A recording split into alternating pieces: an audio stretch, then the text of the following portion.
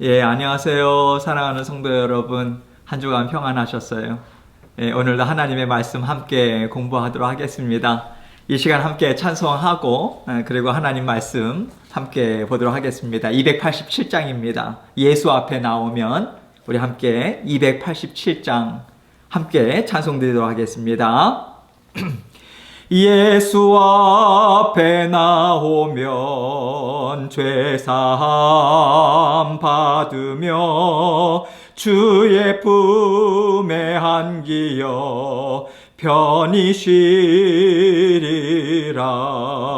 우리 주만 믿으며 모두 구원 얻으며 영생 복락 면류관 확실히 받겠네. 예수 앞에 나와서 은총을 받으며 마음의 기쁨 넘치어 감사하리라. 우리 주만 믿으며 모두 구원 얻으며 영생 복락 면류관 확실히 받겠네. 예수 앞에 설 때에 흰 옷을 입으며 밝고 빛난 내 집에 길이 살리라. 우리 주만 믿으며 모두 구원 얻으며 영생 복락 면류관 확실히 받겠네. 아멘. 기도하겠습니다. 하나님 아버지, 감사합니다. 오늘도 우리 주님께서 저희에게 또 새로운 날을 주시고 아버지 하나님 말씀 앞으로 인도해 주셔서 감사합니다.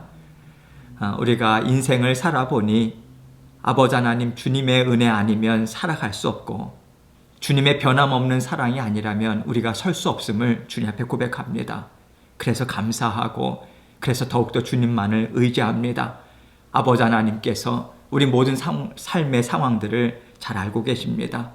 아버지 하나님 상황이 어떠하든지 주님께서 주신 말씀 마음에 품고 또 아버지 그 말씀 붙들고 주님만 의지하고 주님의 도우심과 주님의 은혜 베푸심만을 온전히 의지하며 살아가는 저희 모두가 될 수 있도록 은혜 베풀어 주옵소서. 오늘도 레위기 말씀을 통해서 저희 각자에게 들려주시고자 원하시는 주님의 깨우치심 또 주님의 깨닫게 해주심 아버지 하나님 교훈 주심 온전히 받아 누리고 영의 양식으로 주님과 함께 아버지 하나님 기쁨으로 살아가는 귀한 양식 될 수 있도록 은총 베풀어 주옵소서. 모든 영광을 주님께 돌려드리오며 예수 그리스도의 귀하신 이름으로 기도합니다. 아멘.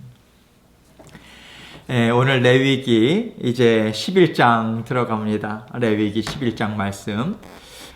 거기에 큰 제목을 보면요. 6강이 뭐라고 되어 있냐면 박승 목사님 책에 일상의 구별됨으로 거룩을 훈련하라. 일상의 구별됨으로 거룩을 훈련하라. 그래서 레위기 11장부터 15장까지의 그 전체 내용의 제목을 이렇게 다른 데는 그 이유가 있는 거죠. 우리가 주님 앞에 거룩하게 살아간다. 다른 것이 아닙니다. 하나님을 믿고 살아간다라고 하는 그 믿음 붙잡고요.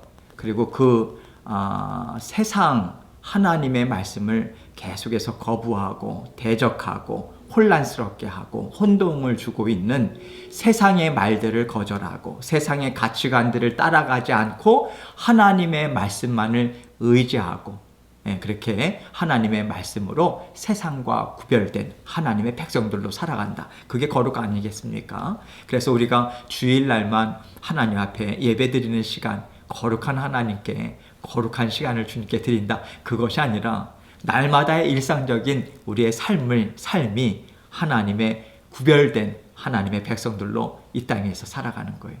그래서 그 훈련이 되지 않으면 왜 그렇습니까? 우리에겐 죄성이 있고 우리에겐 연약함이 있기 때문에 계속해서 우리 자신의 육신을 쳐서 복종시키는, 죄성을 치고 우리의 연약함을 하나님의 말씀 앞에 굴복시키는, 그렇게 애쓰는 삶, 저절로 안 되잖아요. 그러한 삶을 살아가게 하기 위해서 하나님께서는 말씀으로 끊임없이 우리에게 영의 양식을 주시는 거예요. 우리의 영이 강건해야 되거든요. 우리의 속사람이, 거듭난 영이 힘이 있어야 그 세상의 소리, 세상의 말들, 세상의 풍습, 이러한 것들을 거부할 수 있는, 거슬려 나갈 수 있는 힘이 있는 거거든요. 그래서 오늘 말씀부터 우리가 일상적인 구별됨으로 어떻게 하나님 앞에 거룩한 구별된 백성들로 살아갈 것인가, 이것을 함께 공부하도록 하겠습니다. 그 첫 번째 내용이 레위기 11장 말씀이에요. 음식에 대한 부정, 하나님께서 음식에 대한 규례들을 주셨는데 이 말씀부터 우리가 함께 살펴보도록 하겠습니다. 오늘과 그리고 다음 주에 걸쳐서 이 11장 내용을 함께 살펴볼 텐데요. 오늘은 그 11장까지 가는 데 있어서의 우리가 기본적으로 우리가 서로 생각하고 기본적으로 갖고 있어야 하는 생각들을 함께 공유하는, 그것을 공부하는 시간을 갖고요. 그리고 다음 주에 11장 본문 말씀만을 꾸준히 우리가 함께 풀도록 하겠습니다. 그러면 우리가 이미 오늘 배운 내용이 있기 때문에 다음 주 내용도 구체적으로 어떻게 적용할 것인가, 이러한 부분들을 우리가 분명하게 또 알 수 있고요. 그리고 이번 11강 강의를 할 때는요, 박승호 목사님 책을 이렇게 많이 제가 참고하지 않겠습니다. 여러분들께서 구체적인 적용들이 잘 나와 있고 많은 내용들이 나와 있어서 여러분들께서 갖고 계신 레위기 스피릿으로 하나님께 예배하라고 하는 그 책을 여러분들이 꾸준히 읽으시면 되겠어요. 11장 내용은 특히 여러분들께서 읽으시면 전체적으로 구체적인 적용을 이렇게까지 할 수 있구나, 거기까지 가기 위해서 우리는 이론적인 부분이나 하나님의 마음이 어떠한가, 이것을 충분히 우리가 함께 생각하고 공부해야만, 그게 기초예요. 바로 적용으로 넘어가면 아전인수격으로, 내가 편한 식으로 그렇게 생각할 수 있거든요. 그래서 그리고 그 공부를, 그 책 내용을 읽으면서도 이렇게까지 적용할 수 있나? 라고 하는 의문이 생겨요. 그런데 여러분들께서 오늘 말씀을 꾸준히 이제 레위기 11장 말씀을 공부하기 위한 그 내용들을 함께 우리가 사전에 공부를 하게 되면 이 영역까지 우리가 충분히 생각을 할 수 있겠구나, 그렇게 여러분들께서 이해를 하실 수 있으실 것입니다. 이제 11장 내용은 무엇인가? 정한 짐승, 하나님께서 정하다, 부정하다, 먹을 수 있는 것이다, 먹지 말아야 하는 것이다, 접촉할 수 있는 것이다, 접촉해서는 안 되는 것이다, 이러한 것들을 말씀하는 내용이에요. 그래서 특별히 음식에 대한 내용이 많이 나오는데 레위기 11장은요 소위 젓가락장이라고 생각하시면, 젓가락 10일이잖아요. 그래 젓가락, 음식에 대한 내용이구나, 이렇게 레위기 11장 말씀을 이해하기가, 더 기억하기가 좋습니다.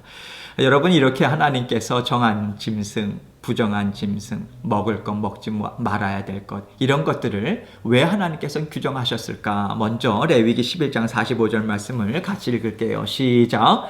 나는 너희의 하나님이 되려고 너희를 애굽 땅에서 인도하여 낸 여호와라. 내가 거룩하니 너희도 거룩할지어다. 이렇게 하나님께서, 이 내용은요 나중에 좀 더 깊게 말씀 본문을 공부하면서 함께 살펴보도록 하겠습니다. 나는 너희의 하나님이 되려고 너희를 애굽 땅에서 인도하여 낸 여호와라. 내가 거룩하니 너희도 거룩할지어다. 여러분, 이 내용은요 너희의 하나님, 이스라엘 백성들의 하나님, 다른 말로 하면 모든 믿는 자들의 하나님께서 거룩하신 분이다. 그러니 백성된 너희도, 자녀된 너희도 당연히 거룩한 삶을 살아야 되지 않겠는가, 이 내용이죠.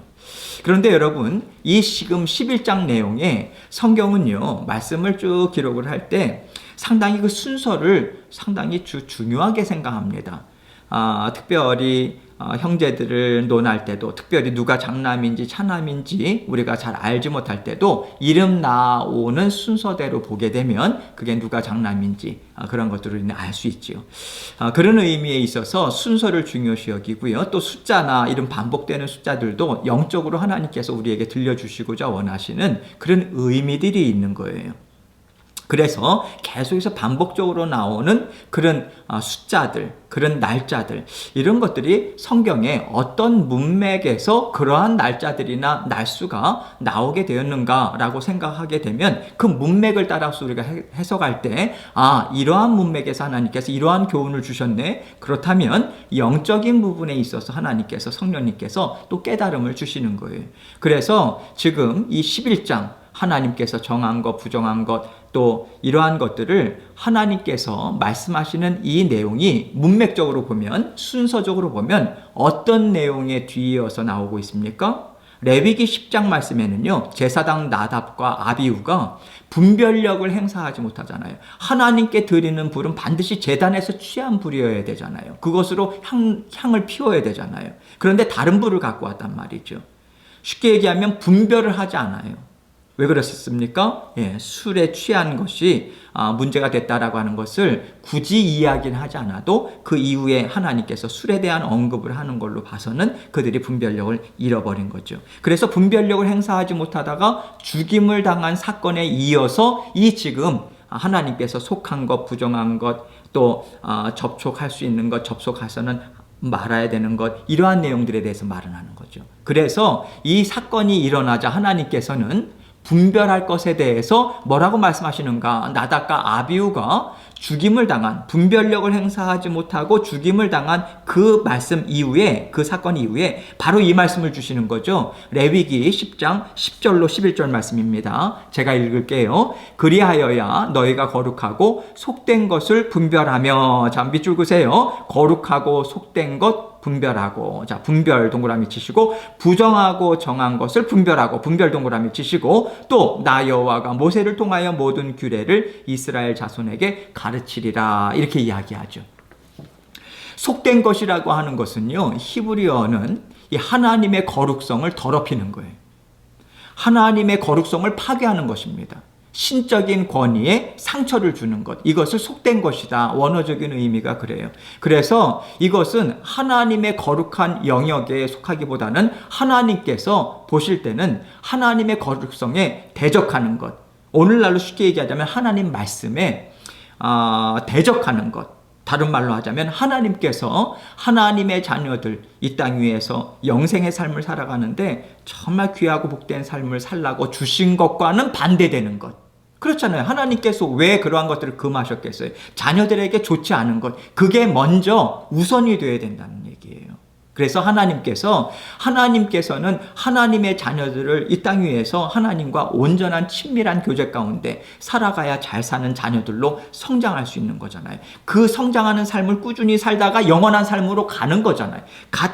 이어지는 거잖아요. 이어져요.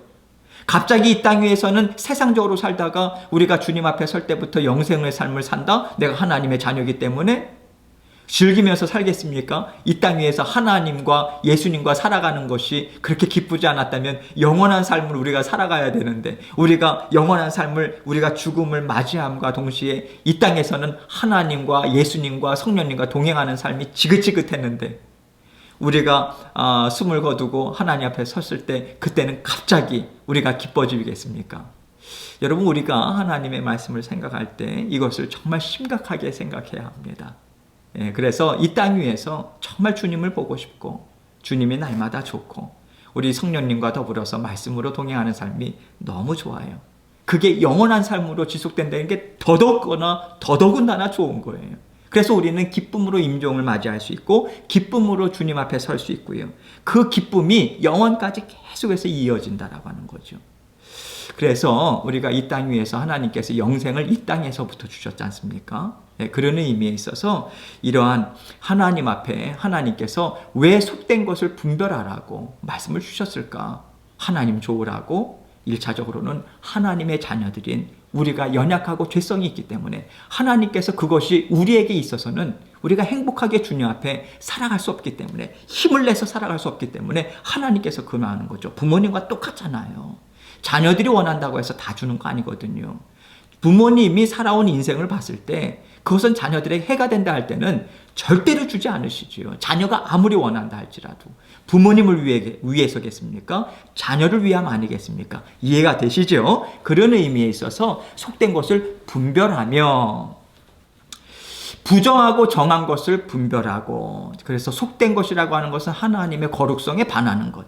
여기에서 부정하고 정한 것, 부정하다라고 하는 것은 더럽히는 것, 모독하다, 이런 원뜻이 있는 거고요. 그래서 하나님의 거룩성을 모독하고 더럽히는 것, 이것을 부정하다. 하나님께서 그렇게 말씀하신 거죠. 11절, 또 나 여호와가 모세를 통하여 모든 규례를 이스라엘 자손에게 가르치리라. 그래서 모세는요, 이제 아론과 그 아들들이 대제사장과 제사장의 그런 위임식이 끝나고 나서부터는 이제 제사장들이 계속해서 하나님의 말씀을 하나님 앞에 예배도 올려드리고요, 중재자로서 올려드리고, 그리고 계속해서 하나님의 말씀을 백성들에게 가르쳐야 되는 그런 의무가 있는 것이다. 이게 필수적인 봉사예요. 예배를 드리고 제사를 하나님 앞에 올려드리고, 하나님께서 주신 말씀들을 계속해서 하나님의 자녀들에게 가르치는 것. 이것을 위해서 하나님께서 구별되이 세우신 거죠. 아론과 그의 제사장들을. 자, 이렇게 분별할 것을 말씀하신 하나님은요, 이제 11장을 말씀하시면서 10장에는 분별해라. 계속해서 속된 것, 거룩한 것, 이것을 분별해라. 그러면서 11장부터는 구별할 것을 말씀하시는 거예요. 레위기 11장 44절 보세요. 제가 읽습니다. 나는 여호와 너희의 하나님이라. 내가 거룩하니 너희도 몸을 구별하여 거룩하게 하고 땅에 기는 길 짐승으로 말미암아 스스로 더럽히지 말라. 자, 땅에 기는 동그라미 치시고요. 나중에도 말씀드리겠지만, 땅에 기는, 그래서 뱀이 저주를 받아서 아담과 하와, 뱀을 통해서 사탄이 역사를 하지 않습니까? 그래서 뱀이 저주를 받아서 평생을 이제 이렇게 기어다니는 그런 뱀을 연상하게 하는 모든 것들을 하나님께서는 그러한 흔적, 그러한 어떤 것들이라도 정말 이렇게 그 영향을 받지 않도록 하나님께서 철저하게 자녀들, 이러한 부분들에 있어서 하나님께서 그런 것들을 먹지 말라 하는 하나님의 그런 말씀들이, 하나님의 그러한 부분들이 있잖아요. 여러분, 그런 하나님의 마음을 생각할 때 우리가 충분히 이해하기 쉽게 돕는 이야기를 제가 말씀을 드리자면, 자녀를 갖고 나서요, 그 산모가 예쁜 것 아니면 안 먹습니다. 이해되시죠? 아마 여기 계신 자매님들 같은 경우에는 이해가 되실 거예요. 어머님들이 특별히 딸이 이제 아기를 이제 가졌다, 임신했다라고 할 때, 그때부터는 정말 이렇게 과일을 먹더라도 흠집 나고 안 먹습니다. 좋은 것, 아주 흠이 없는 것. 그 태아가 그런 것들, 외적인 부분들에 있어서 다 영향이 있을 수 있다. 그래서 그러한 것들부터 철저하게 예쁜 것, 좋은 것, 그리고 아름다운 음악, 이해가 되시죠? 그리고 평소에 좋지 않은 습관들 끊잖아요. 자녀를 위해서. 이해가 되시죠? 그러한 하나님의 마음. 여러분, 아까도 제가 말씀드렸지만 성경 공부를 하는 데 있어서는요, 그 문맥, 하나님께서 그 주신 말씀의 그 흐름이 어떠한가라고 하는 것을 통해서, 그 말씀의 맥락을 통해서 하나님의 말씀을 이해하고 깨우치고요, 공부하는 부분에 있어서. 그러나 그 전 단계의 큰 흐름은 뭐냐면, 하나님의 구원 역사를 이루시기 위해서 하나님의 말씀을 주셨다. 그래서 구약은 오실 메시아에 대한 모든 예표적인 것이나 모형적인 것이나, 또 하나님의 백성들로서 어떻게 살아가야 하는가, 구약은 그런 오실 메시아에 대한 증거하는 말씀이다. 신약은요, 오신 메시아이신 예수 그리스도에 대한 말씀이다. 그래서 하나님께서 우리에게 말씀을 주시는 것은 하나님의 구원 역사가 어떻게 해서부터 시작될 수밖에 없었는가, 하나님의 마음이 어떠했는가, 마지막에 그 구원 역사가 어떻게 끝나는가, 세상의 역사의 시작과 마지막을 보잖아요. 그 큰 하나님의 구속사, 구원 역사 가운데 각각의 장들이 그러한 어떠한 맥락으로 계속해서 이어지는가. 그런데 여러분, 하나님의 구속사다, 성경은 구속 역사다, 그리고 하나님의 말씀의 맥락은 이러한 것이다, 그래서 나는 이것을 깨닫는다. 그것보다 더 중요한 것이 무엇이라고 제가 지금까지 누누이 말씀을 드렸습니까? 성경의 말씀은 우리를 향한 하나님의 사랑의 메시지다, 이것입니다.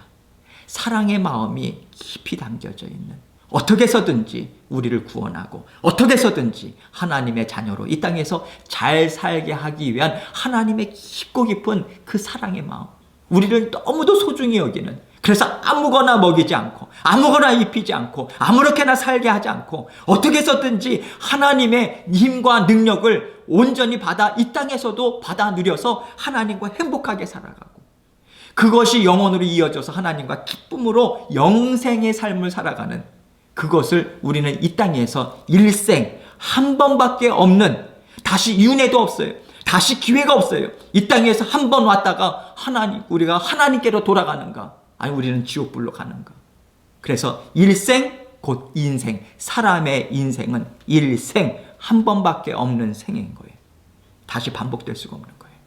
그래서 우리는 그것을 하나님의 마음을 더욱더 깨달아 아는, 그래서 오늘 특별히 이 말씀, 먹어라 먹지 마라, 입어라 입지 마라. 아니 뭐 이렇게 복잡해? 여러분, 사랑하는 자녀인 만큼 여러분들이 잔소리를 많이 하게 되잖아요. 이해가 되시죠? 왜 이렇게 말을 많이, 남의 자식이면 내가 얘기하겠습니까? 지나가는 사람들이면 내가 얘기하겠습니까? 이해가 되세요? 얘기할 필요가 없는 거예요. 내 자식이니까 어떻게 해서든지 잘 살게 하기 위해서.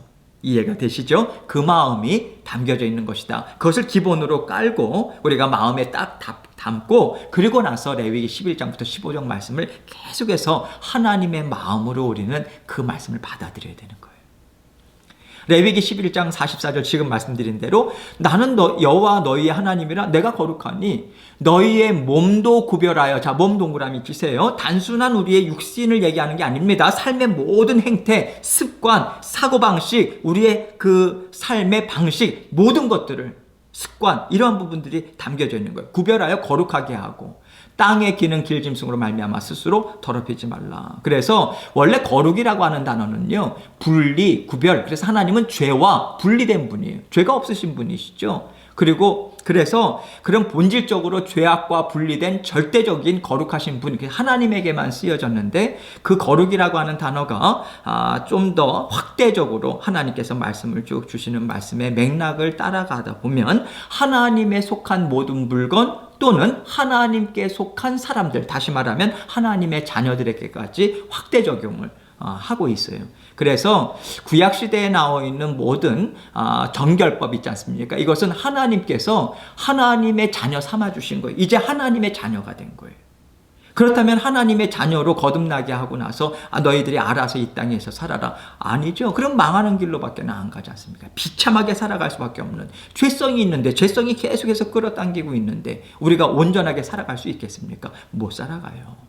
자녀가 태어나서 혼자 살아갈 수 없듯이 그냥 죽음입니다. 이해가 되시죠? 그래서 하나님께서는 하나님의 영광을 드러내고요. 하나님의 영광을 드러낸다라고 하는 것은 영광된 삶을 살게 하겠다라고 하는, 자녀들로 하여금 하나님의 뜻이 있는 거예요. 그래서 하나님께서 특별히 이스라엘 백성들을 하나님의 백성 삼아 주시고 그들에게 정결법, 제사법 이런 것들을 제정해 주시는, 그래서 모든 것을 하나님께서 그러한 하나님께 거룩한 속성을 닮아가는, 성품을 닮아가는 자녀들로 하나님께서 계속해서 이끌어가고자 하는 뜻이 있었던 거죠. 이런 외적인 것을 지킴을 통해서 내적인 정결까지 나아가게 되는, 이건 정말 중요한 거예요. 여러분, 우리가 삶의 습관이요, 복잡하고 뒷마무리 못하고 무책임하고 그냥 막 허랑방탕하게 사는데 우리의 영, 속사람이나 우리의 속에 있는 그런 영적인 상황, 정서적인 상황이 온전한 삶을 살 수 있겠습니까?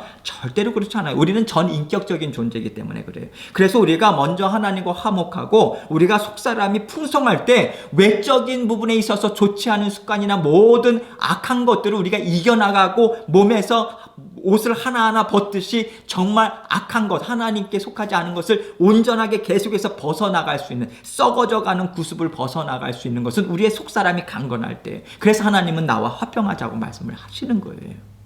그런 의미에 있어서 이 외적인 정결 그리고 내적인 하나님 앞에서의 온전한 거룩한 삶, 이거는 직접적으로 연결되어 있기 때문에 하나님께서 외적인 정결 이러한 부분들을 강조해서 지금 말씀하시는 거죠.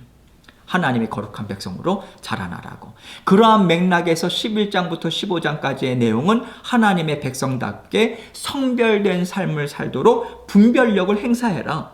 구별해야 된다. 구별된 삶을 살아야 돼. 아무거나 먹는 거 아니야. 아무거나 입는 거 아니야. 세상 사람들이 하는 거 아무거나 따라가는 건 아니야. 너희는 하나님의 백성이야. 하나님의 백성답게 살아가는 너희들의 행복을 위해서 내가 이 말씀을 주고 있는 거야. 그 내용인 거죠. 그래서 이스라엘 백성들의 눈높이에 맞게 실제 생활에서 적용할 수 있도록 구체적으로 아주 세밀하게 제시를 하고 있는 거예요. 이해가 되시죠? 그래서 이러한 문맥이 레위기 1장부터 7장까지 5대 제사 나왔잖아요. 규례, 하나님과의 그런 어떤 화목한, 그리고 죄를 속하는 것, 헌신의 삶, 최고의 것을 드리는 이 모든 것들을 1장부터 7장까지 그러한 규례를 하나님과 온전히 합하여서 살아갈 수 있는 모습에 대해서 이야기하고요. 그것이 제사인데 이 죄인인 죄인인 상태에서 하나님께 나아갈 수 없기 때문에 하나님께서는 특별히 제사장을 임명하시잖아요. 중재자, 오실 예수 그리스도를 예표적으로 보여주셔야 하기 때문에 이해가 되시죠? 그래서 제사 제도를 말씀드리는데 아무나 하나님 앞에 온전한 거룩하신 하나님 앞에 나올 수 없는 거죠. 하나님의 그 어떤 속죄하는 피가 필요하고 그것을 드려줄 수 있는 대제사장이 필요한 거예요. 중재자. 그래서 오실 메시아를 예표적으로 보여주는 대제사장을 세우신 거죠. 이해가 되시죠? 그래서 8장부터 9장까지는 제사장을 위임하잖아요. 그런데 10장에서 제사장 2명이 죽임을 당하지 않습니까? 구별하지 못해서. 이해가 되시죠? 그래서 분별력을 행사하지 못했기 때문에 11장부터는 이제 분별력을 행사할 것, 그래서 구별된 삶을 살 것을 명하시는 거죠. 이해가 되시죠? 여러분, 하나님의 백성들이요, 출애굽했어요. 이제는 가나안 땅, 하나님께서 약속하신 땅을 향해서 행진하고 있습니다. 약속의 땅이 1차적으로는 가나안 땅이죠. 그러나 그것은 상징인 것은 여러분들 잘 아시죠? 장차 약속의 땅은 오실 메시아이신 예수 그리스도를 보내실 땅이고요. 그곳은 우리가 온전히 영원한 삶을 살아가야 되는 하늘나라의 예표적인 부분이죠. 그래서 이 땅 위에서 살아가는 모든 믿음의 자녀들을 가나안 땅을, 그래서 구원 역사를 출애굽해서 가나안 땅으로 가기까지 이 광야 생활, 그래서 그러한 신앙에 있어서 예표적인 그런 모형적인 이야기를 할 때 우리가 그러한 것들을 비유적으로 말씀을 하지 않습니까? 그래서 성막이나 제물이나 제사장 모두가 말씀이 육신이 되어서 자기 몸을 단번에 드려주신 예수 그리스도 대속, 이것을 드러내는 이러한 말씀으로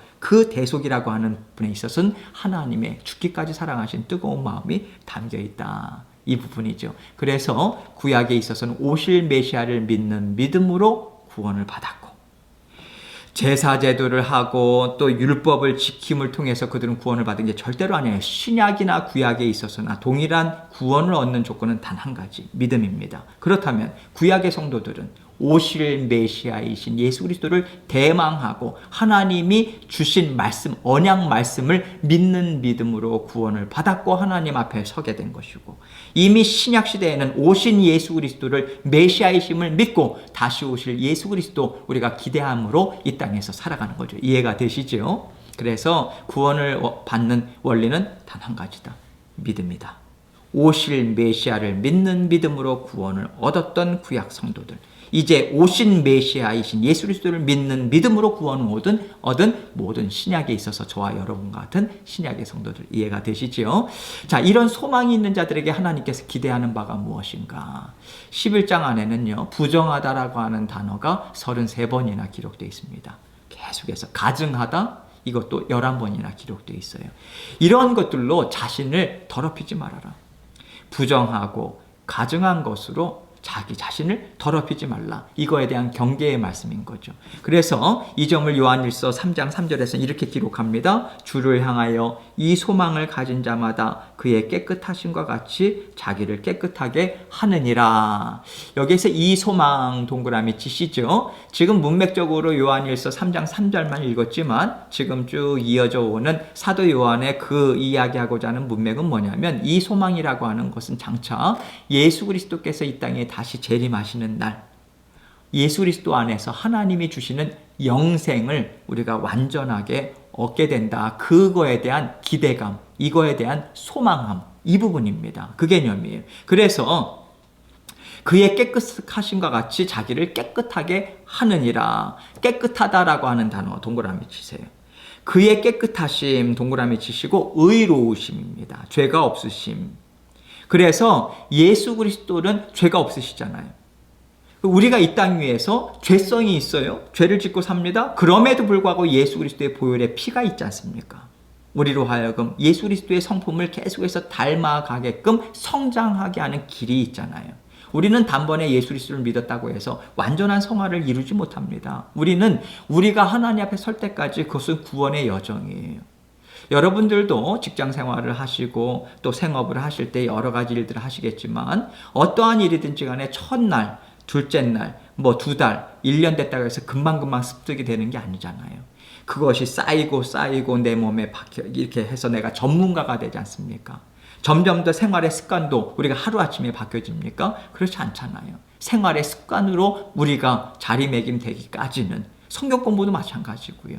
이러한 것들이 자리매김되기까지는 시간이 필요한 거예요. 왜 그렇습니까? 우리의 연약함 때문에 그래요. 우리의 죄성 때문에 그렇습니다. 날마다 싸워나가야 하는 거죠. 이해가 되시죠? 그래서 자기를 깨끗하게 하느니라라고 하는 것은 완전한 깨끗함이라고 하는 것을 이야기하는 것보다 계속해서 예수 그리스도의 그 성품을 닮아가는 의로움을 하나님 앞에 그렇다. 너는 죄 없다라고 하는 그 인정하심, 이미 칭의를 받았지만 날마다 하나님과 온전한 연합을 이루며 살아가기 위해서는 죄와 막힌담이 없어야 되잖아요. 그래서 하나님께서는 그 죄 문제를 날마다 해결할 수 있도록 우리 주 예수 그리스도의 이름을 주신 거잖아요. 그리고 보혈의 피를 주셨잖아요. 의지할 수 있는 마음도 우리에게 성령님을 통해서 주시잖아요. 하나님의 놀라우신 은혜죠. 이해가 되시죠? 그렇게 날마다 우리는 애쓰며 살아가는 거예요. 애쓰면서요.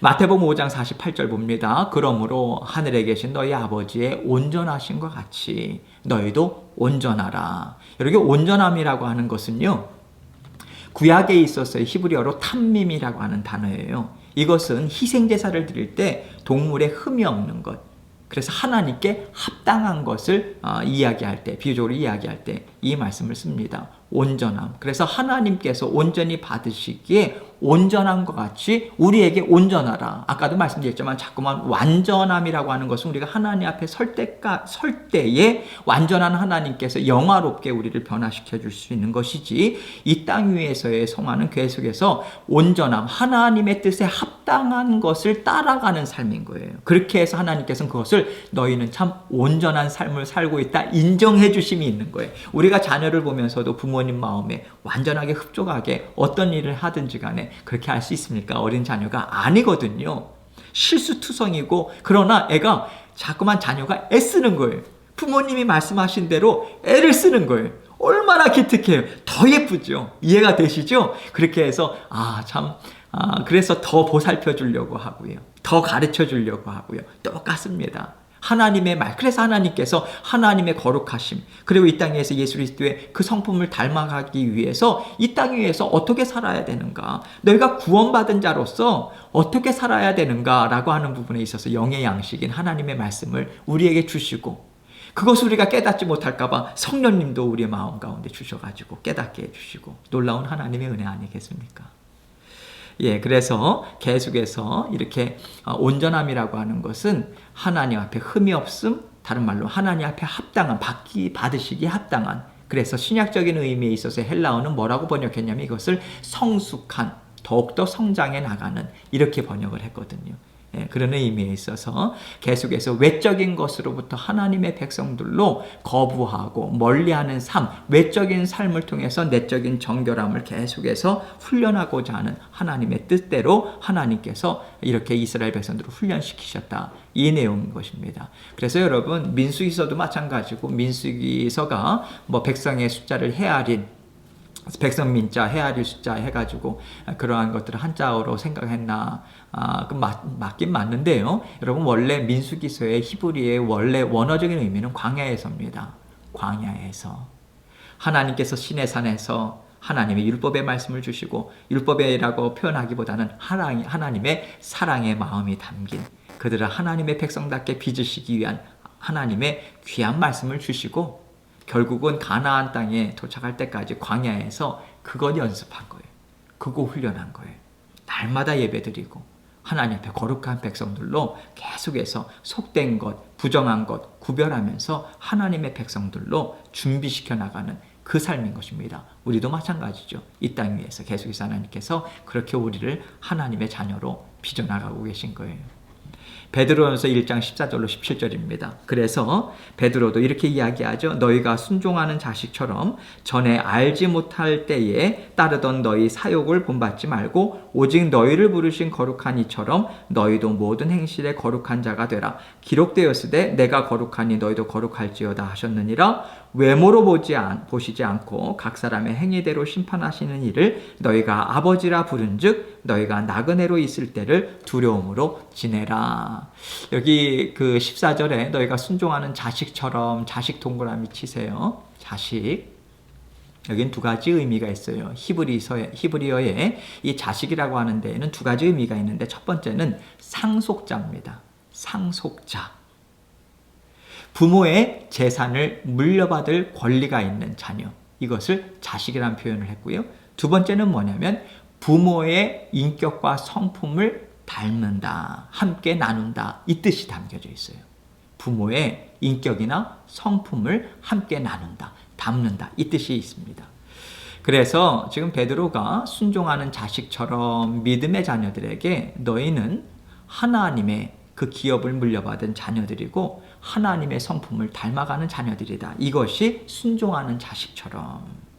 그래서 전에 알지 못할 때에 따르던 너희 사욕을 본받지 말고, 자, 전에 알지 못할 때 동그라미 치시고 믿지 않았을 때, 하나님을 거부했을 때, 하나님의 원수로 살아갔을 때에 그때는 무엇을 따랐습니까? 너희 사욕, 죄죠.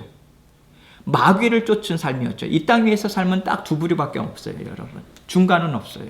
하나님의 자녀냐, 마귀의 자녀냐. 세상의 자녀.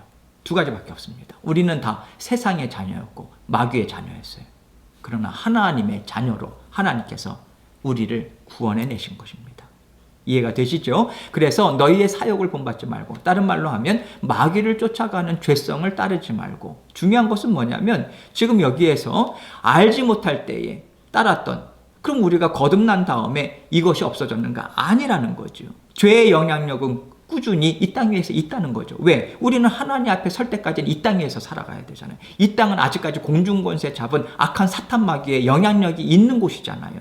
수많은 말들이 있고 사상이 있고 가치관이 있고 세상의 습관이 있고, 이해가 되시죠? 그런 데다가 그런 죄의 그런 어떤 마귀의 역사가 있는 데다가 우리에겐 죄성이 있어서 마치 자석이 서로 끌리듯이 우리는 하나님의 말씀에 끌리기보다는 죄성은 자꾸만 옛날의 죄성을 자꾸만 쫓아가고자 하는, 그게 더 편해요, 마음이.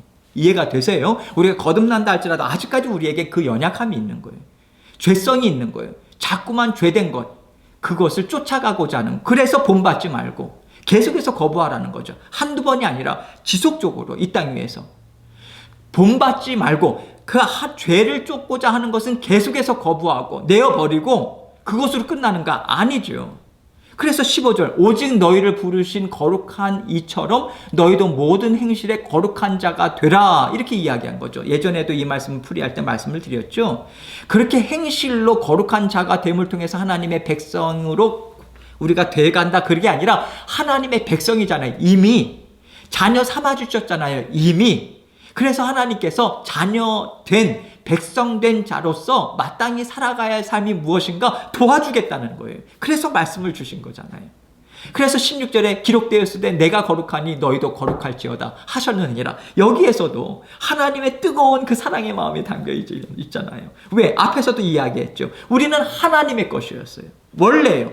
죄가 들어오면 하나님과 분리가 됐었고, 우린 하나님께서 되찾으신 하나님의 잃어버린 자녀들이었었어요. 우린 되찾은 바 되었어요. 그래서 하나님의 원래 속성을 우리는 받았던 거죠. 하나님의 형상이에요. 되찾은 거예요, 여러분. 우리는 하나님께서 우리를 회복시키신 거예요.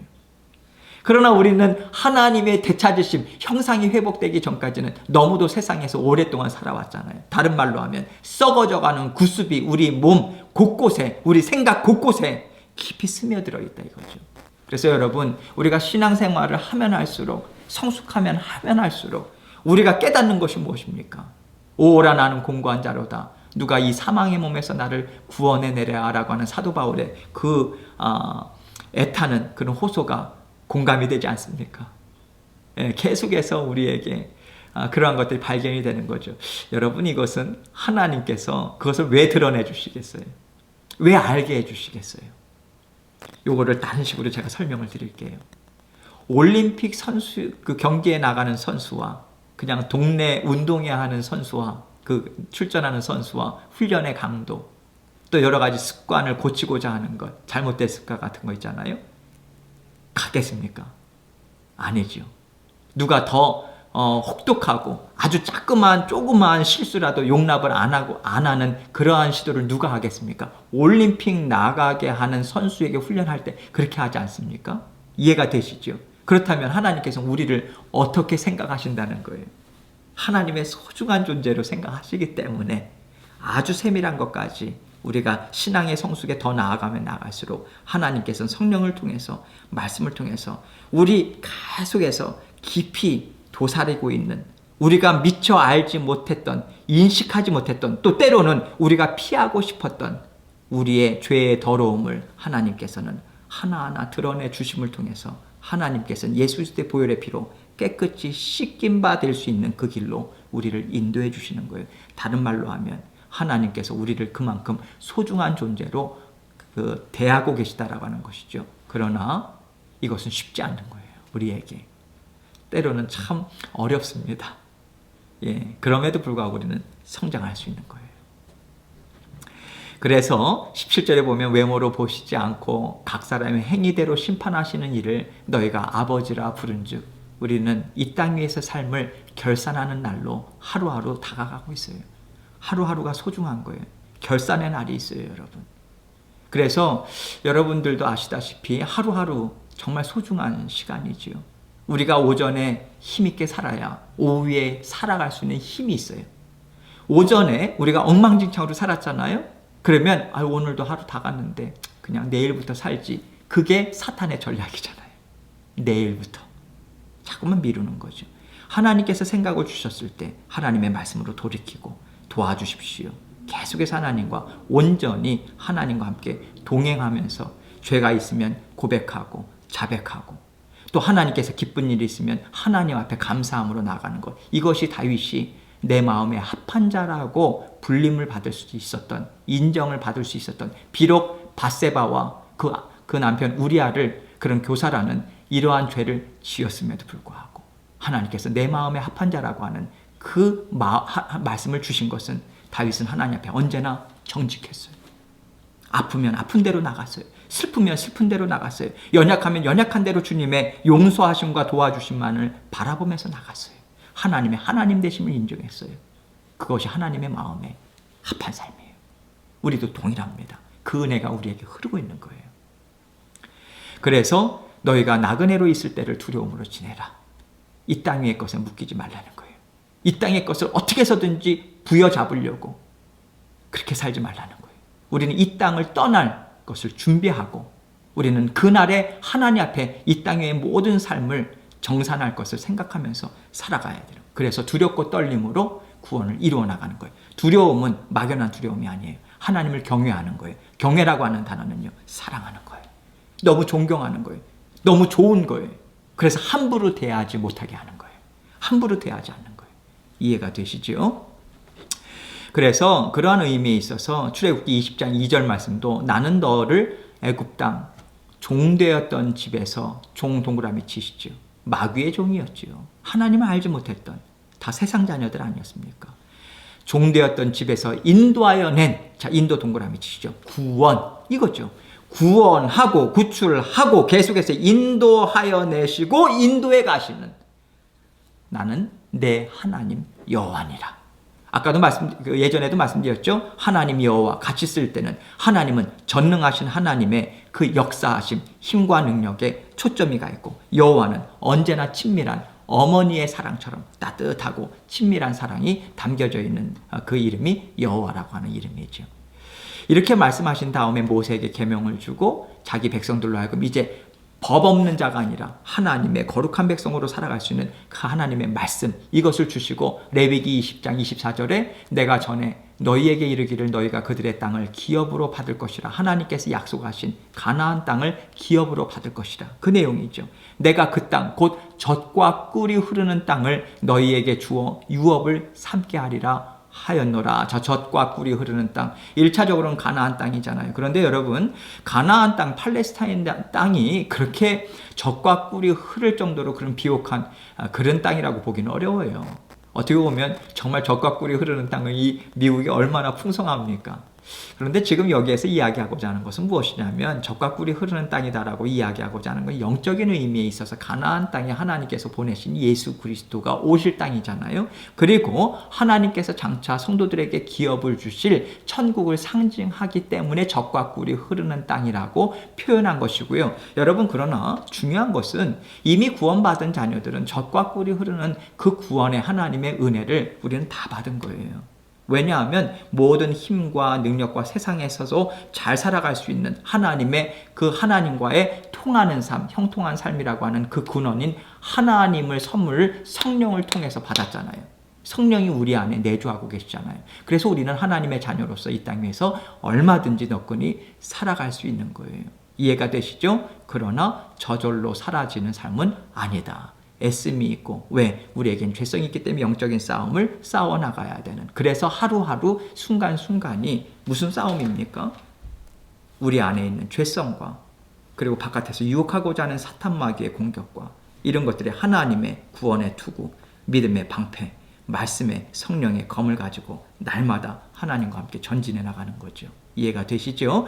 자, 천하 만민 가운데 이스라엘을 선민으로 택하신 목적이 무엇인가? 이스라엘 백성을 통해서, 그것을 통해서 예수 그리스도가 오시잖아요.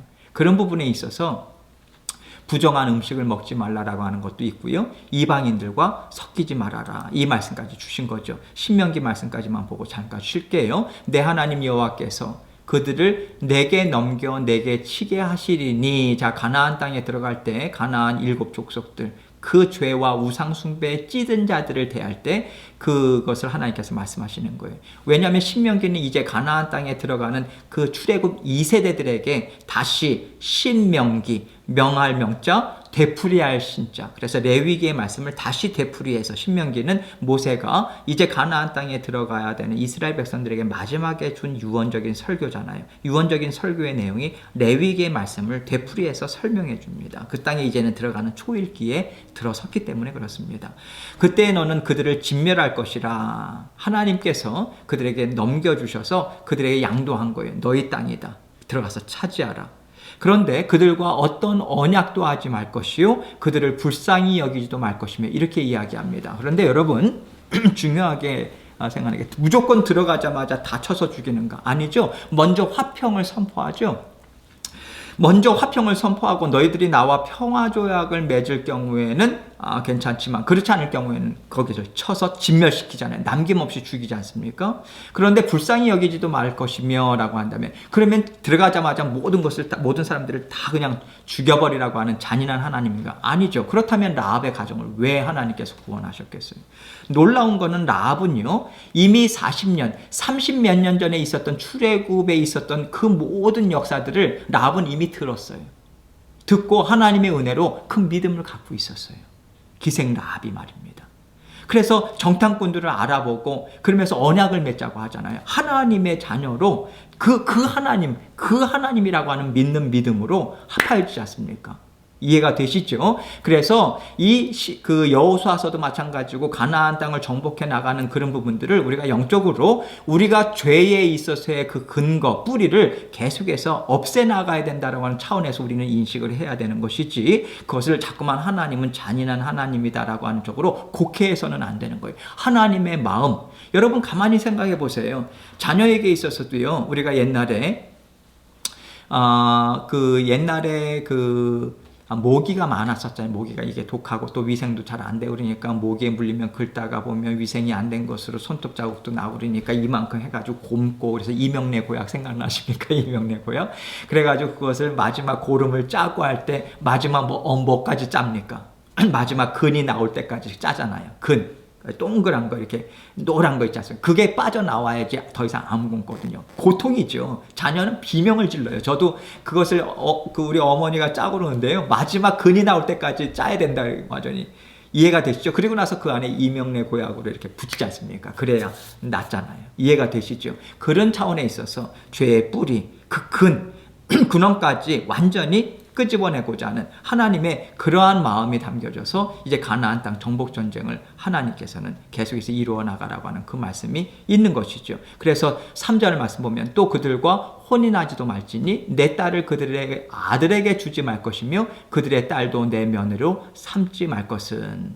여러분, 통혼, 결혼한다라고 하는 것은요, 다른 이방 민족들과 섞여버리는 거예요. 섞여요.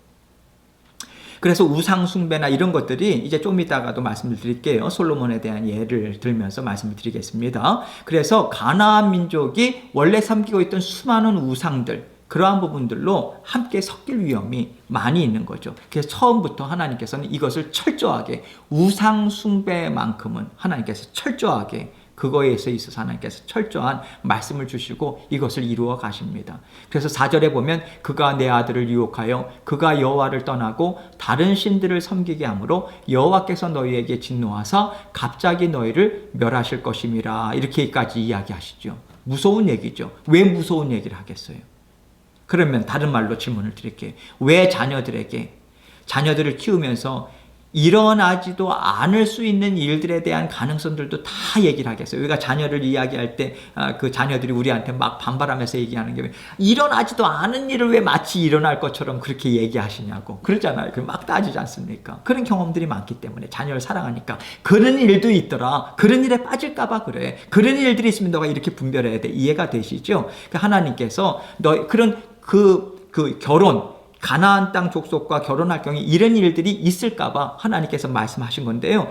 그 진노하사 갑자기 너희를 멸하실 것이라, 이 갑자기 동그라미 치세요.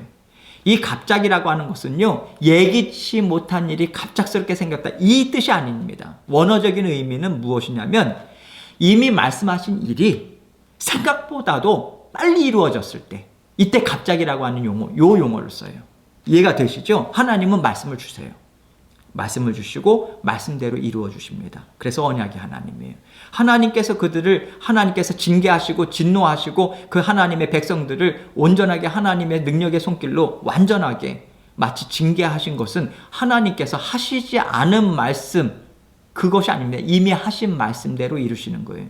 복도 하나님께서 이미 주신 말씀대로 주시는 것이고, 그 하나님의 말씀에 반하여서 엉망진창으로 그들의 인생을 살아갈 때 하나님께서는 징계의 손을 하나님께서 주신 말씀대로 행하실 수밖에 없는 거예요. 왜? 하나님은 공의의 하나님이시기 때문에 그렇습니다. 이해가 되시죠? 예, 여기까지 하고 잠깐 쉬고, 그리고 나서 열왕기상 말씀을 꾸준히 쭉 보도록 하겠습니다. 잠깐 쉬겠습니다.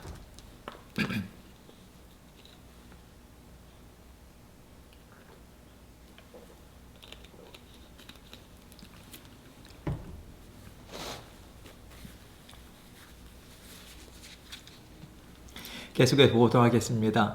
여러분, 구약에 있어서 수많은 사람들의 이야기가 나오죠. 그 수많은 사람들의 이야기, 창세기부터 아담과 하와부터 아브라함, 가인, 아벨, 야곱, 이삭, 다윗, 신약에 있어서 베드로, 수많은 사람들의 얘기가 나와요. 그 인생에 대한 얘기가 나와요. 왜 그럴까요? 우리를 사랑하셔서 그렇죠. 우리가 다른 것 얘기하면 감이 오겠습니까? 우리와 성정이 같은, 우리의 삶의 여건이 이 땅 위의 생사고락, 희노애락을 다 겪은 사람들의 이야기를 할 때 우리는 금방 이해가 되잖아요.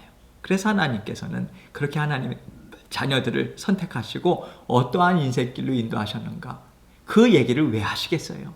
이 땅 위에 우리가 먼저 살아간 하나님의 백성들처럼 수많은 유혹 있을 수 있다, 수많은 넘어짐 있을 수 있어, 수많은 하나님의 복 있다. 너희에게 어떤 것을 선택하겠니? 이 말씀인 거죠. 날마다 그 말씀을 통해서 깨우치고 나아가라는 거죠. 열왕기상의 안타까운 얘기죠. 솔로몬에 대한 이야기입니다. 말씀을 이건 길기 때문에 제가 하나하나 읽으면서 설명을 드릴게요. 솔로몬 왕이 바로의 딸 외에, 그래서 우리가 앞에 부분 하나님께서 그렇게까지 가나안 땅에 들어가서 섞이지 말고 그렇게까지 이야기를 했는데 하나님의 마음이 얼마나 아팠을까. 그렇게 복을 주시고 하나님께서 그렇게 사랑했던 솔로몬에게 배신을 당하잖아요. 자, 봅니다. 솔로몬 왕이 바로의 딸 외에, 자, 이제 솔로몬 주기 초기에는요, 애국과 동맹을 맺습니다. 그때 강대국이죠. 그래서 그 표시로 바로의 딸과 정략적으로 결혼을 해요. 그런데 문제는 그 이후에 이방의 많은 여인을 사랑하였으니, 자, 사랑하였으니 동그라미 치시죠. 이 사랑하다라고 하는 것은 단순한 사랑을 얘기 아니라 강한 집착을 얘기합니다. 그 강한 집착을 가진 사랑이에요. 아주 뜨겁게 사랑하는 거예요. 그런데 안타깝게도 이방의 많은 여인, 하나님께서 금하신 이방의 많은 여인을 사랑했다. 이렇게 이야기합니다. 어떤 여인들이었을까? 자, 곧 모압과 암몬과 에돔과 시돈과 헷 여인이라 가나안 땅의 족속들, 그리고 하나님을 계속해서 대적했던 족속들의 딸들이죠. 자, 2절 말씀 봅니다. 여호와께서 일찍이 이 여러 백성에 대하여 이스라엘 자손에게 말씀하시기를 너희는 그들과 서로 통혼하지 말며 앞에 말씀 그대로 지금 레위기에 있었던 말씀, 신명기에 있었던 말씀 그대로 지금 말씀을 주시고 있는 것입니다. 그들과 서로 통혼하지 말며 그들과 너희와 서로 통혼하게 하지 말라. 그들이 반드시 너희의 마음을 돌려 그들의 신들을 따르게 하리라 하셨으나 사람을 창조하신 하나님께서 죄로 인해서 그들이 얼마나 죄성으로 인해서 연약한 존재인 걸 하나님 너무도 잘 아시기 때문에 약한 부분이면 더더군다나 신경을 써가지고 그것을 보호하고자 하나요. 사람의 심리가 그렇잖아요. 자녀에게 있어서도 특별히 약한 부분이 있으면 그거에 정말 신경을 더 많이 쓰잖아요. 그냥 넘어가지 않잖아요. 이해가 되시죠? 특별히 약한 부분들을 부모님은 알기 때문에. 여기도 똑같은 거죠. 그래서 그러한 부분에 있어서 분명히 이야기를 수도 없이 했고 또 솔로몬 이전에 그런 성경을 통해서 수많은 그런 넘어짐의 역사에 대해서 이야기를 했음에도 불구하고 솔로몬이 그들을 사랑하였더라 이렇게 얘기해요. 말씀을 했음에도 불구하고 그들을 사랑하였더라. 여기 사랑하였더라라고 하는 단어가 히브리어로 또 다른 단어를 썼는데요. 집착하다, 달라붙다, 감정적, 아주 강렬한 감정적인 애착 상태 이 부분을 이야기하죠. 어느 정도까지였는가? 3절 왕은 후궁이 700명이요 첩이 300명이라.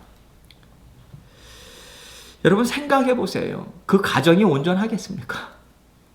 왜 가정이 온전하지 못할 수밖에 없는가?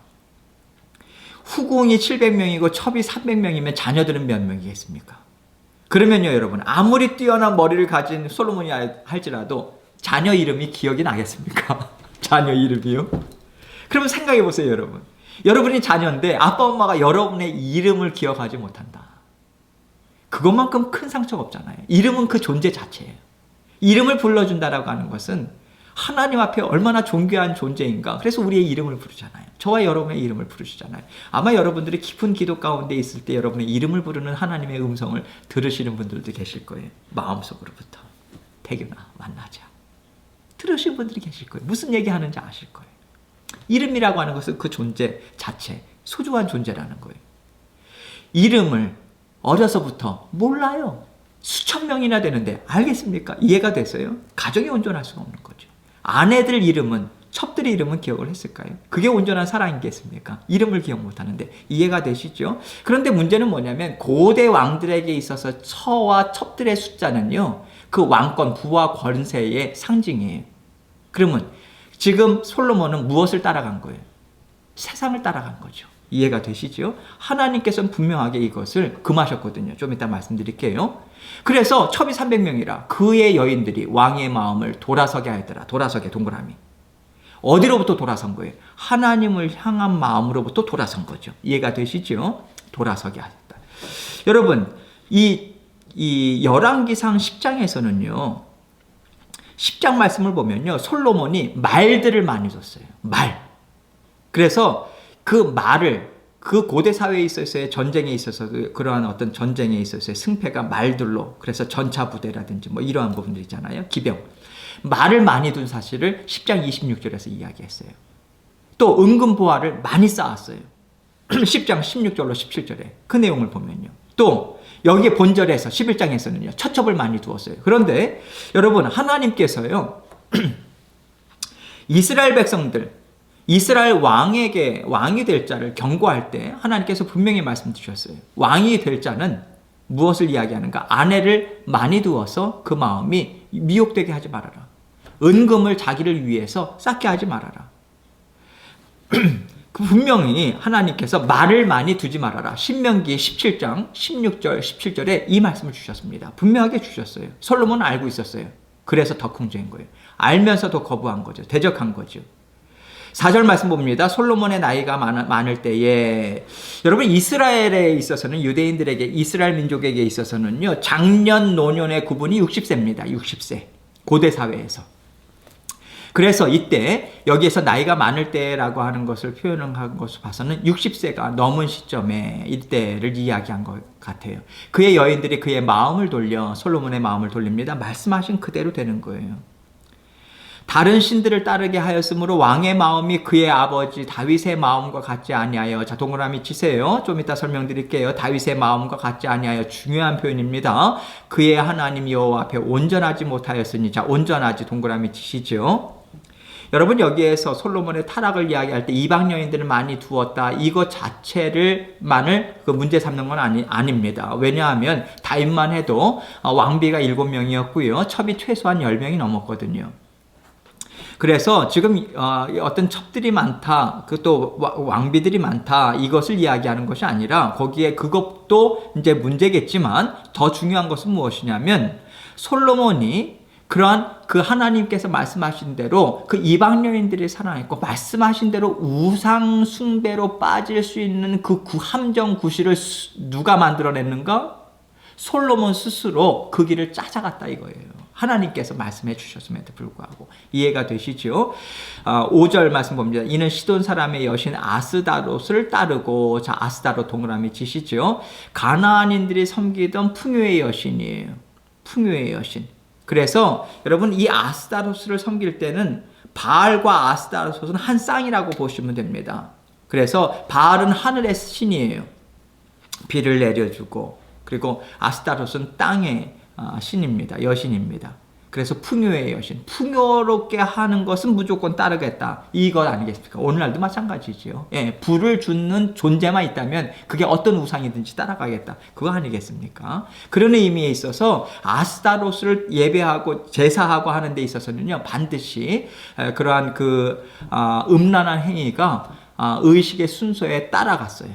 예, 그것이 바알과 아스타롯을 섬기는 데 있어서는 반드시 따라갔고요. 또 암몬 사람의 가정한 밀곰, 동그라미 치시죠? 밀곰이라고 하는 것은요, 암몬의 민족신이에요. 그런데 이 밀곰이라고 하는 것은요, 다른 곳에서는 몰렉이라고 하는 이름으로 이제 바뀌어서 부릅니다. 원래 몰록과 몰렉이에요. 그런데 이것을 히브리어로 그 의미가 이제 바뀌면서 밀곰이라고 하는 단어로, 그래서 밀곰, 몰록, 몰렉이라고 하는 단어는 동일한 우상을 이야기한다라고 이해하시면 되겠습니다. 예, 그래서 그렇게 솔로몬이 여호와의 눈앞에서, 자 동그라미 치시죠? 하나님께서는 감찰을 하시죠?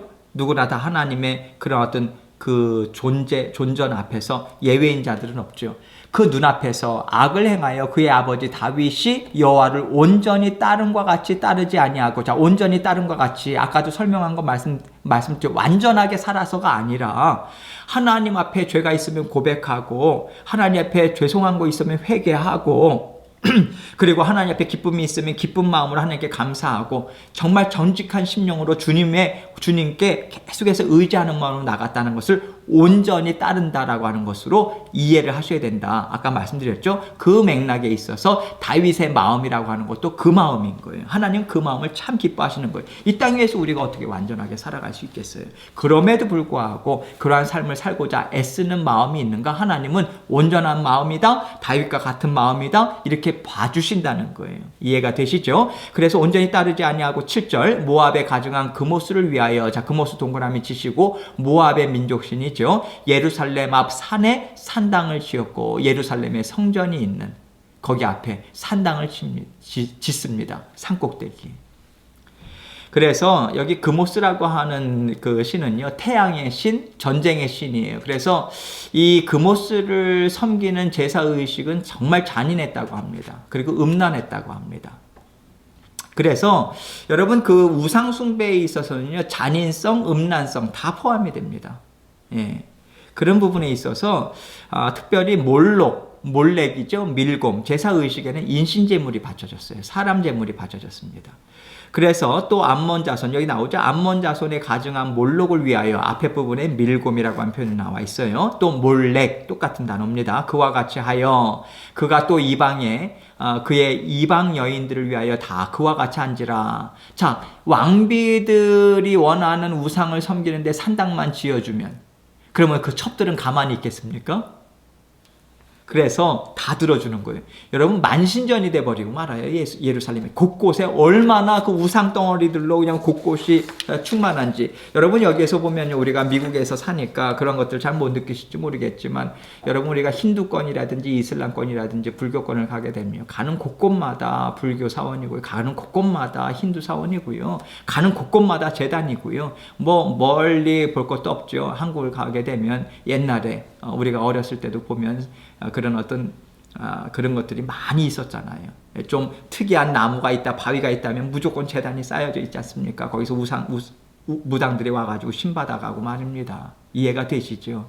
하나님께서 우리를 너무도 사랑하셔서 하나님의 복음으로 정말 우리나라를 하나님께서 구원해 주시고, 지금도 전 세계에 그 구원의 빛, 그것을 나고자 하나님께서 그러한 그 선교사들을 많이 파송하는 하나님의 복된 그런 나라로 하나님께서 우리를 사용해 주시는 거예요.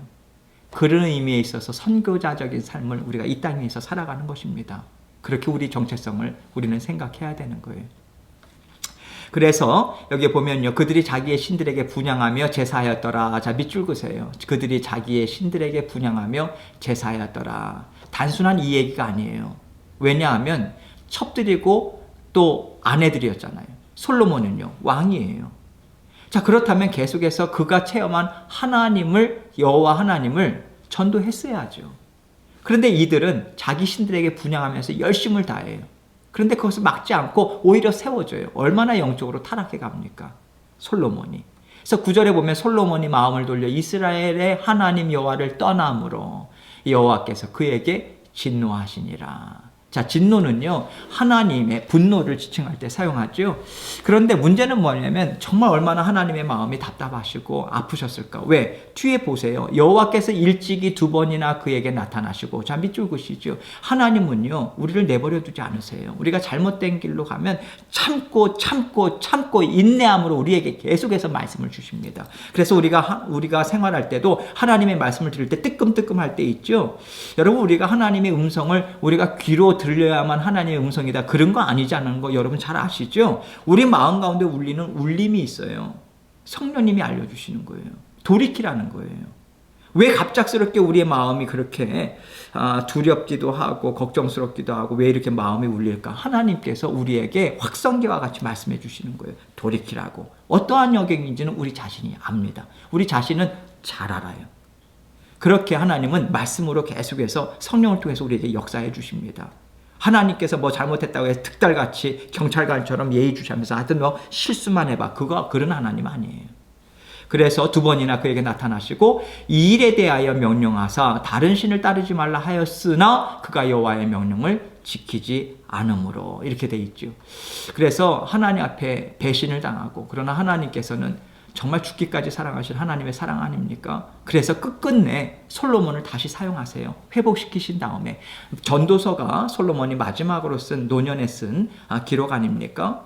하나님을 경외하는 것 빼고는 이 땅에 있는 것이 다 헛되더라. 그냥 이 땅에 헛되다 그거는요, 앞에 수식어가 붙어요. 항상 하나님이 없는 하늘 아래에 모든 것은 다 헛되다. 이 내용으로 전도서를 우리는 이해를 해야 되는 거예요. 그래서 솔로몬이 이 땅에서 부귀영화를 다 누리고, 그러했던 그 솔로몬이 다시 인생의 하나님의 은혜로 회복돼 가지고 자기와 같은 그러한 복을 충분히 받고도 그런 비참한 인생을 살지 말아라, 그 애타는 심정으로 전도서를 기록한 건 아니겠습니까? 하나님의 은혜입니다, 여러분. 이것도요, 솔로몬을 회복시키시고 부끄러운 자로 하나님 앞에 서게 하지 않으시고 마지막에 회복하게 하시고, 그리고 글을 남기게 하시고, 오고 가는 모든 세대의 모든 믿는 자들에게 솔로몬과 같은 그러한 잘못된 길로 나가지 말라고. 왜? 우리는 이 땅 위에서 육신의 정욕, 안목의 정욕, 이생의 자랑으로 솔로몬과 같이 빠져나갈 수 있는, 계속해서 곁길로 갈 수 있는 가능성이 있잖아요. 그래서 그거에 대한 본보기 솔로몬을 생각하면서 우리는 계속해서 그 길에서 돌이키고자 하는 그 애쓰는 삶을 우리는 살아갈 수 있는 것이죠. 그래서 내가 반드시 이 나라를 내게서 빼앗아 내 신하에게 주리라. 빼앗는다라고 하는 것은요, 이스라엘, 유다, 그러니까 다윗의 가문을 끊치겠다, 그 내용이 아니죠. 하나님께서는 다윗에게 언약을 주셨잖아요. 끊치지는 않습니다. 단 나눠줘요. 나눠요. 그래서 북이스라엘 10지파 여로보암, 그래서 여로보암은 20년 동안 완전 초토화시켜버립니다. 우상 숭배로 맞습니다. 북이스라엘은 존재 자체가 없어지잖아요. 마지막에 남유다는 바벨론 포로로 끌려갔다가 다시 페르시아 때에 다시 귀환하지 않습니까? 느헤미야, 에스라, 학개, 스가랴, 그때 당시에 이해가 되시죠? 끌려간 상태에서도 에스겔 선지자를 통해서 그 땅에서 하나님의 말씀을 전하게 하시고, 다니엘을 통해서 전하게 하시고, 이해가 되시지요? 하나님의 뜨거운 사랑은 항상 하나님의 말씀을 통해서 흘러가게 되죠. 레위기 19장 19절 말씀 봅니다. 그래서 하나님은 이렇게까지 말씀하신 거예요. 너희는 내 규례를 지킬지어다. 내 가축을 다른 종류와 교미시키지 말며 내 밭에 두 종자를 섞어 뿌리지 말며 두 재료로 직조한 옷을 입지 말며, 외적인 것부터 여기 이렇게 섞지 말아라. 지금 여러분 우리가 먹는 거에 있어서도 GMO 큰 문제 아니겠습니까? 유전자 변형. 그래서 섞는 것. 하나님은 창조주 하나님이세요. 자연의 순리대로 따라가야 되는 거죠. 하나님께서 그렇게 창조하셨어요. 근데 자꾸만 섞어버려요. 이상한 게 나와버립니다. 이해가 되시죠? 그래서 그런 부분에 있어서 단순히 씨를, 종자를 섞지 말아라, 두 가지 이상 재료 가지고 직조된 옷을 입지 말아라, 다 영적인 의미가 담겨져 있는 거예요. 섞지 말아라, 섞이지 말아라, 그 얘기입니다. 그러한 부분에 있어서, 그러나 여러분 이 레위기의 말씀을 우리가 오늘날의 신약의 성도들이 그대로 말씀 그대로 지키지는 않습니다. 왜? 예수 그리스도께서 오신 이후로 영적인 개혁이 일어났잖아요. 그래서 히브리서 9장 9절로 10절에 이 장막은, 성막을 얘기하죠. 현재까지의 비유니 이 히브리서를 기록할 때까지의 비유에 대한 내용이다. 구속사역을 예표하는 상징적인 것이다. 이에 따라 드리는 예물과 제사는 섬기는 자를 그 양심상 온전하게 할 수 없나니. 자, 양심상 동그라미 치시죠. 우리 마음 깊은 곳에 마음을 변화시키지 않고 외적인 부분에 있어서 하나님 앞에 죄를 지었다면 그것을 고백하고 죄사함을 받는 것. 그래서 계속해서 죄는 계속해서 반복되어서 짓기 때문에 계속해서 죄에 대한 속죄 제물은 반복해서 드려줘야 되는 것이죠. 그러나 예수 그리스도가 오심으로 말미암아 단번에 예수 그리스도께서 희생 제물이 되어 주시고 참 대제사장 되어 주셔서 우리를 믿는 믿음의 그 자녀들에게 성령을 선물로 주시고 우리의 마음까지 온전하게 하나님의 자녀 삼아 주셨잖아요. 그 내용입니다. 그래서 10절에 이런 것은 먹고 마시는 것과 여러 가지 씻는 것과 함께 육체의 예법일 뿐이며, 자, 육체의 예법 동그라미 치시고요. 이것은 옛 언약을 얘기합니다. 옛 언약. 그런데 그리스도의 희생과 언약이 성취되어 그런 예법일 뿐이며 개혁할 때까지 맡겨둔 것이라. 개혁 동그라미 치시죠. 개혁할 때까지. 예수 그리스도께서 오셔서 그 믿는 믿음으로 거듭나는 그 신약 성도들의 삶을 살아갈 때까지 예표적인 부분으로 있었고요. 예수 그리스도가 오심으로 말미암아 우리는 예수 그리스도를 믿는 믿음으로 우리는 거듭났고요. 이제는 하나님의 말씀을 따라감을 통해서 구약에 있는 것들을 우리는 더 이상 따르지 않잖아요. 그래서 우리가 굽이 갈라지지 않는 것 먹지 않습니까? 비늘이 없는 것 먹지 않습니까? 먹잖아요. 예수 그리스도의 구속 사역을 통해서 우리는 다 이루어졌다. 그럴 뿐만 아니라 오순절 성령 강림 사건 이후에 깨끗지 않은 짐승, 깨끗지 않은 이방인, 이것이 예수 그리스도의 구속으로 말미암아 하나 되었다. 이것을 나타내 보여준 사건이 무엇입니까? 베드로예요. 사도행전 10장 9절로 16절. 이튿날 그들이 길을 가다가 그 성에 가까이 갔을 때에 베드로가 기도하려고 지붕에 올라가니 그 시각은 제6시더라. 그래서 이 6시라고 하는 것도요, 이제 베드로가 유대인의 전통을 따라서 기도하는 시간이 아니에요. 이제 하나님과 온전하게 교제할 수 있는데 마음에 하는 성령님께서 감동시켜 주시면 기도하고 싶으면 수시로 나가는 거잖아요. 이미 유대인들의 그 틀을 벗어납니다. 그래서 그가 시장하여 먹고자 하며 사람들이 준비할 때 황홀한 중에 하늘이 열리며 한 그릇이 내려오는 것을 보니 큰 보자기 같고 내 귀를 메어 땅에 들이었더라. 무엇인고 환상 가운데 이제 보는 것입니다. 그 안에는 땅에 있는 각종 네 발 가진 짐승과 기는 것과 공중에 나는 것들이 있더라. 이방인들을 얘기해요. 아직까지도 베드로는 이방인들이 아닌 유대인들의 하나님께서 택하신 백성이요. 그가 예수 그리스도를 통해서 거듭났지만 그 유대인들의 그 습성이나 오래된 관습은 아직까지도 갖고 있었던 거죠. 생각은 변화가 되지 않는 거예요. 그래서 고넬료가 부르기 직전에 이 사건을 보내줌을 통해서 이방인에게 가서 하나님의 말씀을 증거하고 거기에 침례를 주지 않습니까? 이해가 되시죠? 소리까지 있는 거예요. 그래서 12절에 그 안에 있는 땅에 있는 각종 네 발 가진 짐승과 기는 것과 공중에 나는 것들이 있더라. 또 소리가 있으되 베드로야 일어나 잡아먹어라 하거늘 베드로는 깊이 유대인들 삶 가운데 있었기 때문에 아직까지도 생각이 변화되지 않았기 때문에 베드로가 이르되 주여 그럴 수 없나이다. 속되고 깨끗지 아니한 것을 내가 결코 먹지 아니하였나이다 한데 또 두 번째 소리가 있으되 하나님께서 깨끗하게 하신 것을 내가 속되다 하지 말라 하더라. 이런 일이 세 번까지 있는 거예요. 그만큼 사람은 변화되기가 어려운 것입니다. 소리까지 들려주시고 환상을 보여주시는데 세 번에 걸쳐서 있은 이후에 그릇이 곧 하늘로 올려져 가니라. 이것이 무엇일까 생각할 때에 고넬료가 보낸 그런 사람들이 와서 이제 하나님의 뜻을 영적으로 금방 파악하고 함께 가지 않습니까? 그 내용인 거죠. 그래서 이제는 하나님의 자녀된 자녀들로 어떻게 살아가야 되는가? 이제 베드로를 통해서 그런 이방인과 유대인들을 구별하지 말고 하나님이 속되지 않다라고 이야기한 것을 너희들은 속되다 얘기하지 말아라. 이젠 하나님께서 우리에게 자유함도 주시고 그래서 디모데전서 4장 2절로 5절에 보면 자기 양심이 화인을 맞아서 외식함으로 거짓말하는 자들이라. 여기에서 이야기하는 것은요, 그 이단들, 초대교회를 어렵게 했던 계속해서 이단들, 교회 내에서 거짓된 가르침을 계속해서 가르치는 자들을 이야기하는 것입니다. 그들이 뭐라고 이야기하는가? 혼인을 금하고 어떤 음식물을 먹지 말라고 할 터이나 이렇게 이야기한 거죠. 그래서 에베소 교회도 마찬가지 초대교회의 혼인 금욕주의자들, 그리고 음식물을 먹지 말라고 하는 것. 여러분, 혼인은 하나님이 제정하신 거예요. 하나님께서 제정하셔서 계속해서 하나님을 믿는 자녀들이 퍼져나가면서 복음을 증거할 수 있도록. 그리고 음식물, 하나님께서 창조하셨습니다. 그래서 하나님께서 뒤에 보면 음식물은 하나님이 지으신 바니 믿는 자들과 진리를 아는 자들이 감사함으로 받을 것이니라. 이젠 구약에 있어서의 그런 내용들로 그냥 신약 성도들은 그것을 지킬 필요는 없는 거예요. 그래서 감사함으로 받을 것이니라. 하나님께서 지으신 모든 것이 선함에 감사함으로 받으면 버릴 것이 없나니. 그렇죠? 예수 그리스도를 통해서 하나님께서 자유함을 주셨다. 그런데 중요한 것은 하나님의 말씀과 기도로 거룩하여 짐이라.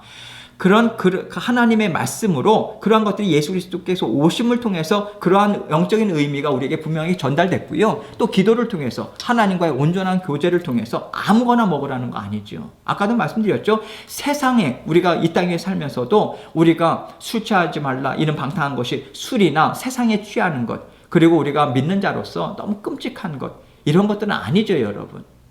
그것도 나중에 설명, 오늘은 시간이 충분하지 않기 때문에 그런 부분들 나중에 기회가 되면 더 말씀을 드릴게요. 그래서 말씀과 기도를 통해서 하나님의 영광을 위해서 먹을 수 있는 것들은 너희들이 먹어라. 이 부분을 이야기하는 것입니다. 그렇다고 해서 무분별하게 허랑방탕하게 방종하게 그렇게 살라는 이야기는 아닌 것이죠. 그래서 갈라디아서 5장 1절에 그리스도께서 우리를 자유롭게 하려고 자유를 주셨으니, 자, 자유 동그라미 치시죠. 이거는 사회생활에 대한 자유를 얘기하지 않아요. 여기에서 자유는요, 율법의 정죄에서 놓인 영적인 자유를 이야기합니다. 그래서 그러므로 굳건하게 서서 다시는 종의 멍에를 매지 말라. 그래서 지켜야 되는 것, 또 이거 금하여야 되는 것, 우리가 율법주의에 빠지는 것이 아니라 하나님의 마음을 알아서요, 더욱더 하나님의 마음에 합한 자로서 살아가고자 하는 노력을 우리는 충분히 해야 된다. 그 내용이 여기에 나오는 거죠. 계속해서 구습을 쫓는 것, 그리고 세상 사람들이 쫓는 것, 그래서 그런 것들을 쫓는 삶, 세상적인 육신의 정욕, 세상의 즐거움, 자랑거리를 계속해서 따르지 말아라. 그런 부분들을 이야기하는 것이고, 그래서 믿는 자들은 검소한 삶, 주신 삶에 만족한 삶, 이러한 부분들을 우리는 계속해서 추구해 나가는 거 아니겠습니까? 고린도전서 10장 31절로 33절에 그런즉 너희가 먹든지 마시든지 무엇을 하든지 다 하나님의 영광을 위하여 하라. 유대인에게나 헬라인에게나 하나님의 교회나 거치는 자가 되지 말고, 거치는 자 동그라미 치시고요, 걸림돌이 되지 말라는 거죠. 나와 같이 모든 일에 모든 사람을 기쁘게 하여 자신의 유익을 구하지 아니하고 많은 사람의 유익을 구하여 그들로 구원을 받게 하라. 영적인 부분에 있어서 성령님께서 깨닫게 하시고 우리가 하나님 앞에서 온전히 정말 부끄러움이 없도록, 다른 사람을 실족하지 않도록 성령님께서 깨달음을 주시고 말씀을 통해서 깨달음을 주시죠. 그렇게 하나님의 마음으로 살아가라. 그 내용을 오늘 말씀하고 있습니다. 제가 기도하고 마치도록 하겠습니다. 하나님 아버지 감사합니다. 오늘도 말씀을 통해서 우리에게 귀한 깨달음 주셔서 감사합니다. 주님의 말씀대로 주님의 마음 깨달아 알아서 아버지 하나님과 함께 늘 동행하는 저희들 될 수 있도록 도와주옵소서. 예수님 이름으로 기도합니다. 아멘.